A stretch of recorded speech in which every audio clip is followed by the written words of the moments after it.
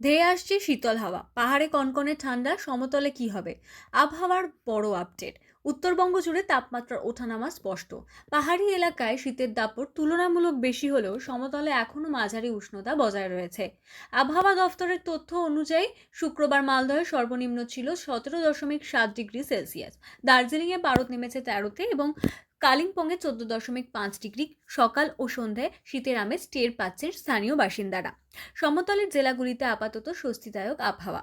কোচবিহারের সর্বোচ্চ তাপমাত্রা ছিল 24.3 ডিগ্রি, জলপাইগুড়িতে 24.1 এবং আলিপুরদুয়ারে 22 ডিগ্রি সেলসিয়াস। শিলিগুড়িতে তাপমাত্রা রেকর্ড করেছে 22.2 ডিগ্রি এবং উত্তর দিনাজপুরে তাপমাত্রা ছিল 21 ডিগ্রি ও দক্ষিণ দিনাজপুরে 20.5 ডিগ্রি সেলসিয়াস। ফলে শীতের তীব্রতা এখনও পুরোপুরি নামেনি। আবহাওয়াবিদদের পূর্বাভাস অনুযায়ী আগামী কয়েকদিনে পাহাড়ি এলাকাগুলিতে শীত আরও বাড়তে পারে এবং কুয়াশার দাপট আরও বাড়ার সম্ভাবনা। সমতলে তাপমাত্রায় বড় কোনো পরিবর্তনের সম্ভাবনা আপাতত কম। বৃষ্টির সম্ভাবনা থাকলে তা ঝমঝমে নয়, ছিটেফোঁটা বা স্থানীয় পর্যায়ে সীমাবদ্ধ থাকতে পারে।